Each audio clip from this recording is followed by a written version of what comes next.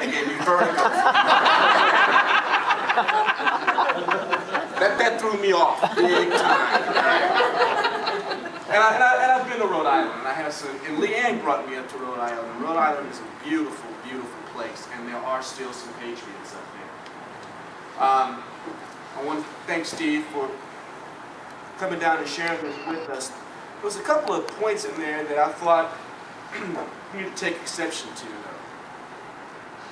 We saw a couple of folks that said, we just should all get together and do the right thing. No Democrats, Democrats, Republicans. We just should all get together and do the right thing. You see, if anybody has ever heard me speak before, I think that attitude is what has gotten us in trouble now. The conditions that you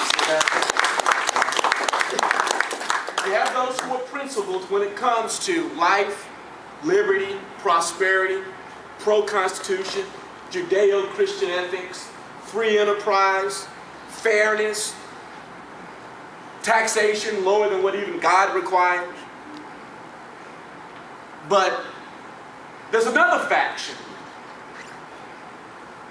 that believes that government has a bigger role in our lives to play. Listen, Robert gets up, he just demonstrated his enviable knowledge of the Constitution and the Bill of Rights. The further and further away we've gotten from 1776, the further away we have, the more liberty becomes devalued. Yeah. The further away, now let me talk to you about being a Texan. The further away we've gotten from 1836, the further away liberty in this state has been devalued. Texas in America birthed pretty much the very same way, in blood, in revolution. We sit in a land that was once a sovereign country, a republic of its own.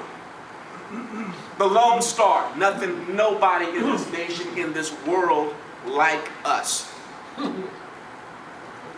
And we've lost it. We've lost it.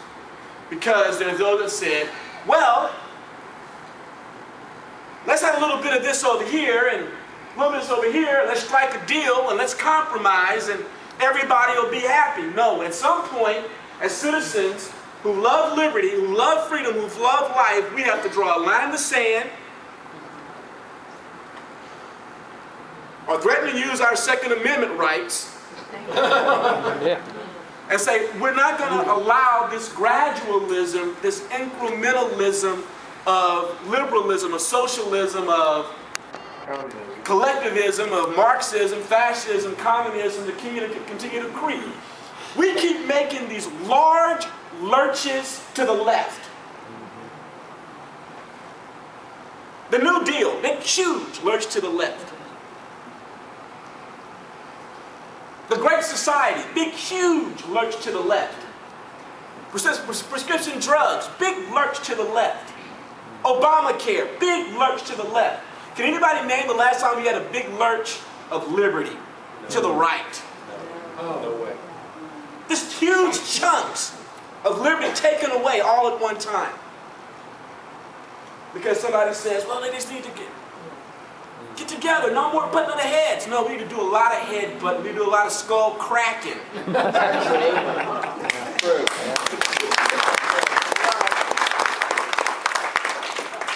This is what I mean by no compromise and no surrender. We know what's right, we know what's wrong, but at some point we have to say, we don't compromise, we don't surrender. When we compromise, what happens is that we yield to the sin of incrementalism, of gradualism. We think that we're getting something for it. But what we know is that as socialism, as the left, as more government intrusion continues to become even more pervasive in our society, our liberties become eroded. And trying to uproot that stuff is virtually impossible. We need to focus on Texas. And I want to talk to you about the second thing and let you go home. You know, we have an organization that has a footprint in many states, including Rhode Island. I've got some good friends in Rhode Island. You may know Travis and Pablo Raleigh, and I forgot the name there. Leanne, who was the guy that ran for governor the last time I was there? John Robitaille, John, all these great guys, right? And you know, we got a footprint in Tennessee and Kentucky and Missouri, and you know, but for this election cycle and for this foreseeable future, we've pulled in all our horns and all our resources, and we are focused in on Texas and specifically Austin. Because the thoughts are that, as Steve's movie adroitly points out, America could go belly up. And all we've got left is Texas. That's all we have. And don't think it can happen. There have been other great nations, other great empires that have gone down the path that we are on right now. There was a time when there was a country called Egypt that ruled the world for thousands of years, millennia. Does anybody want to be an Egyptian now? Persia. Would anybody like to be an Iranian now? Greece. Would anybody like to be a Greek now? Rome. Would you like to be an Italian today? Great Britain. Would anybody like to be British? Some great nations. So you go below the Rio Grande River, and virtually every nation except Brazil speaks what? Spanish. Do you want to live in Spain today? Do you want to be a Spaniard? Those guys got 25% unemployment over there right now. They're rioting in the streets because of the level of socialism that the people have become accustomed to, entrapped by, imprisoned by. All we have left is Texas, to make sure that we are an oasis of liberty. You hear what I said? We don't care what California does. We don't care what Oregon does. We don't care about Vermont. We don't care about Kentucky. We don't care. No, what we care about is how we are going to conduct our affairs and be an oasis of liberty here in Texas. If California wants to be all jacked up, don't drag us down with it. Or New York wants to be all jacked up, don't drag us down with it. Or Maryland, or Massachusetts, if they want to be all jacked up, we don't want to have anything to do with you. We're going to do things right here in Texas.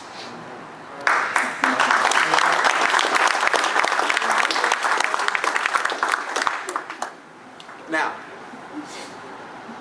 because we focused on Texas, we actually started recruiting candidates to replace the rhinos, the moderates in Austin. How many people here believe that we have a conservative House and Senate in Austin? Raise your hand. Supposed to. Supposed to. I didn't think so. Yeah. You know how much your government has grown over the last 10 years? With Republican majorities in both chambers and in the governor's mansion? Do you know how much your tax burden has grown in the last 10 years? With a Republican in the governor's mansion and Republicans controlling the Senate and the House?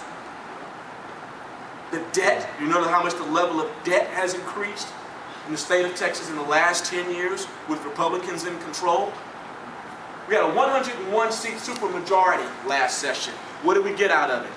A big nothing burger. Because the people are more beholden to the check writers than they are to the people who cast the votes, the representatives are. They don't care about you, they care about the ones who write the big checks. And we have to change that. So our organization, RageOlympics.org, went out and started asking people to run for office. Common folk like us, Tea Party folk that actually have Tea Party dirt under their fingernails. What do I mean by that? That means not some politician that wants to co-opt the Tea Party movement, wants to be labeled the Tea Party candidate, but actually went out there and unfolded chairs and tables and did fundraisers and got sweaty and set up tents and rallied, worked, gave money.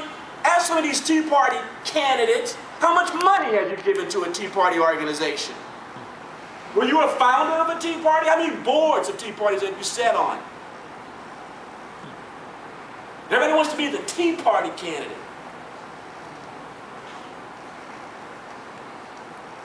We asked people to start running for office, common folk, that were from amongst us, that have Tea Party dirt underneath their fingernails. Just regular common folk.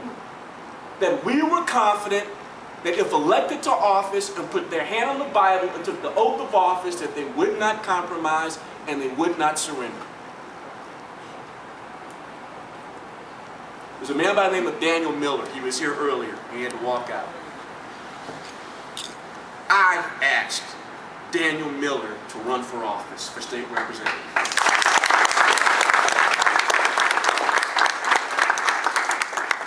And we're blessed that he said yes. Anybody ever heard of Tammy Blair running for state senate? I asked her to run for state senate. And she agreed. We helped James White. Anybody live up in HD 19? Oh, yeah. We helped James White. We have to change the political culture of Texas. Now let's be real. If everybody in this room, if you voted for Robert, he'd lose. If everybody in this room voted for Daniel, he'd lose. If everybody in this room voted for Tammy or James, they'd lose. Because it takes more than just you to win the elections. Raise your hands if you are deeply involved with the campaign right now.